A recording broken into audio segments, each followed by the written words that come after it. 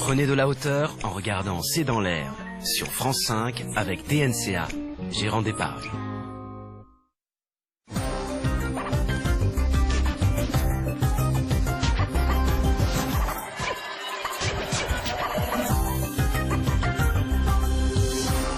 Bonsoir à toutes et à tous. Nous consacrerons la dernière partie de cette émission à vos questions SMS, Internet et réseaux sociaux. Le cancer est une des grandes causes qui fédèrent. C'est en ces termes que le président Hollande vient de lancer le 3e plan cancer. De fait, cette maladie devenue quasi chronique fait 150 000 morts chaque année dans notre pays, alors que 350 000 nouveaux cas sont déclarés. Selon l'OMS, 30 à 40% des cancers seraient évitables, d'où l'importance en particulier de la lutte contre le tabagisme. C'est pourquoi nous avons intitulé cette émission Cancer, l'offensive anti-tabac, et voici les invités qui ont accepté de participer à ce C'est dans l'air en direct. François Goldwasser est chef du service de cancérologie à l'hôpital Cochin. Vous êtes professeur à l'université Paris-Descartes et présidez la fondation Martine Midi qui soutient patients et recherche. Céline Lisraoux est-elle directrice de Rose Magazine. Ce journal à succès est tiré à 200 000 exemplaires semestriels et a largement contribué au changement d'image de la maladie et de ses patientes. Martine Pérez est journaliste et médecin. Vous avez été rédactrice en chef de La Santé au Figaro et je rappelle votre livre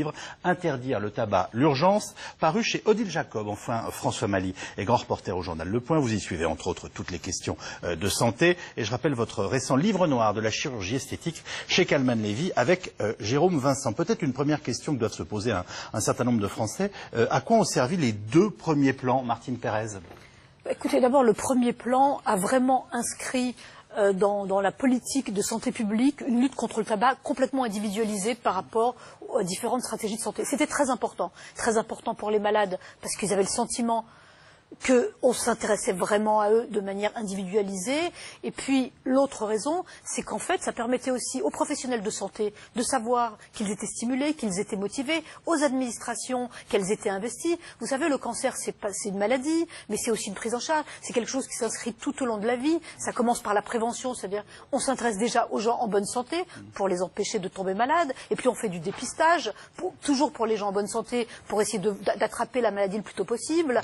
Ensuite, on fait du diagnostic, il faut que ça se fasse le plus tôt possible. Ensuite, les traitements, il faut que les gens aient accès le plus vite possible aux meilleurs traitements possibles. Il y a des inégalités en France, etc., etc. Ma question, c'est est-ce que c'est concret? Vous savez qu'on maintenant on a développé une assez grande méfiance vis-à-vis des annonces de nos responsables politiques. Est-ce qu'un plan cancer, je vous le dis autrement, alors je vais peut-être poser la question à François Goldwasser, est-ce qu'un plan cancer, ça sert à quelque chose? Voilà. Oui, je crois que vraiment... Et accessoirement, est-ce qu'on obtient des résultats? Vous l'aurez compris. Le premier plan cancer, par exemple, avait en particulier défini des critères de qualité des soins qui ont participé à réorganiser les soins et à, je dirais, éviter un certain n'importe quoi, en définissant des conditions d'organisation des soins, les réunions de concertation pluridisciplinaire, par exemple, en les rendant obligatoires alors qu'il y avait encore des pratiques de médecine solitaire. Donc oui, ça a quand même largement participé à diffuser des bonnes pratiques de soins et à faire disparaître des pratiques qui n'avaient pas lieu d'être. Donc on peut dire à nos téléspectateurs ce soir, quand vous entendez parler de plan cancer, vous entendez parler d'ambition qui aide à améliorer la lutte contre ces maladies, la guérison et la prévention. Oui, ça y participe largement. Ça y participe largement. Un petit mot. La consultation d'annonce qui a été organisée à l'occasion du premier cancer a été une formidable avancée pour les patients. Avant, on leur annonce un diagnostic et puis après, dans un deuxième temps, 3 mois après, un traitement. Là, on fait tout dans le même temps. C'est quand même incroyable. Et puis, le premier plan cancer, on le sait, on va en reparler aujourd'hui, ça a été l'occasion, notamment pour Jacques Chirac, d'augmenter le tabac de 50%. Et bien, grâce à ça, il y a 1 800 000 personnes qui ont arrêté de fumer. Ça a été quand même un impact incroyable sur la santé des populations. Céline Lisraoux. Oui, alors j'allais reprendre l'exemple effectivement de l'annonce de la maladie, mais plus généralement un plan cancer, c'est un plan interministériel. Ça veut dire que on voit le cancer comme un ensemble de facteurs, évidemment, de santé publique, c'est clair, mais aussi le ministère des droits de la femme a quelque chose à dire, le ministère de l'éducation nationale a quelque chose à dire, de la recherche a quelque chose à dire. C'est que dans ce plan, qui est un plan interministériel, on se rend compte de l'ampleur de la problématique du cancer qui ne se limite pas aujourd'hui à une simple problématique de santé. Est-ce que, si je vous demande si ça a contribué notamment à faire baisser un certain nombre de cancers ou à aider à prendre en charge la guérison de certains malades, on peut répondre à ce genre de questions, François Mali? Je vous parle des plans qui ont été engagés depuis maintenant un certain nombre d'années. En tout cas, une certitude, c'est le fait qu'effectivement les pratiques solitaires des médecins, ça a été fini. Avant, on soignait le cancer, on se repassait le patient comme ça, bon, c'était une maladie comme une autre, traitée comme les autres. C'est évident que quand on a dit aux médecins, il faut vous regrouper les radiothérapeutes, les chirurgiens, les oncologues, pour traiter le cas d'un patient, ça change les choses. Puis il y a une prise de conscience des citoyens quand même, qui est importante. Ils voient bien qu'il y a une lutte qui a été initiée, qui continue, et puis ils le vivent dans leur vie quotidienne, par l'affichage, par l'augmentation des prix du tabac, on en parle tout le temps. Donc c'est très important qu'il y ait une prise de conscience, aussi bien du côté professionnel que du côté des usagers. Ce sont les deux choses. Alors ensuite, oui, il faut espérer que quand même le nombre de cancers baisse, si les gens arrêtent de fumer, boivent moins, voire même arrêtent de boire, oui. On va aborder ces questions dans quelques instants. Il y a un chiffre qui me surprend toujours, François Goldwasser, c'est celui, et cette idée même de dire que 30 à 40% des cancers pourraient être évités. Alors, est-ce que vous nous le confirmez ? Et deux, qu'est-ce que ça veut dire exactement? Parce que pour le coup, c'est une idée à la fois enthousiasmante et qui choque. Les deux en même temps.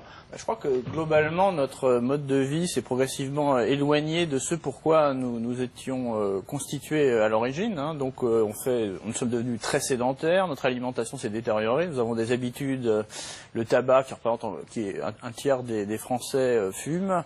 L'alcool, l'obésité. Et j'étais content de voir que dans ce plan cancer, elle est mentionnée en tant que facteurs de risque sur lesquels il faut absolument agir. Donc ça, c'est important. Donc effectivement, notre mode de vie s'est progressivement détérioré, et je dirais que c'est le modèle de société qui est interpellé aussi au travers de l'augmentation des cas de cancer évitables. Mais ça veut dire qu'il n'y avait pas de cancer au XVIe siècle, au Moyen-Âge? Si, il y en avait. Il y en a, voilà. Longtemps. Tout à fait. Mais ouais, alors la remarque est juste, mais elle ne suffit pas, si je puis dire. Voilà. Il y a quand même un doublement du nombre de cancers sur 30 ans, qu'on ne peut pas expliquer simplement par un phénomène démographique, etc. Il y a vraiment une accélération de dérives de mode de vie qui sont facilitatrices. Alors après s'ajoute effectivement un effet démographique, c'est-à-dire que la meilleure façon d'avoir un cancer, c'est de vivre vieux, bien sûr. Ouais. Plus on vit, plus on a l'occasion de faire l'expérience de la maladie. Mais la très bonne nouvelle de l'allongement de la vie, qui jusqu'ici a été quasiment continue, s'accompagne aussi forcément, si je comprends bien, même mathématiquement ou statistiquement, d'une augmentation des cancers. Oui. Oui. Martine Pérez. Anne d'Autriche a eu un cancer du sein, ça, on le sait, il y a eu des livres, il y a même un colloque sur le cancer du sein qui s'appelle le colloque Anne d'Autriche.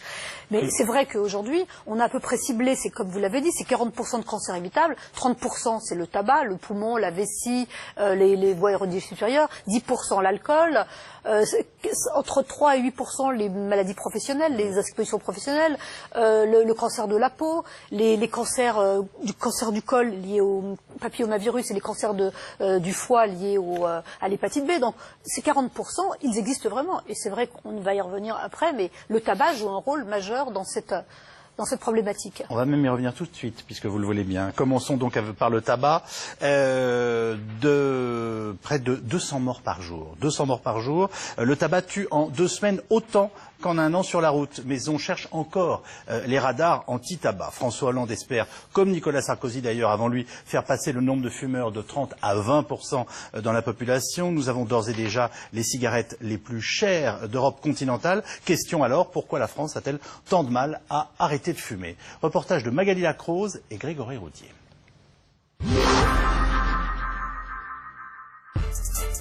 Elle tue autant de fumeurs en 15 jours que les accidents de la route en une année.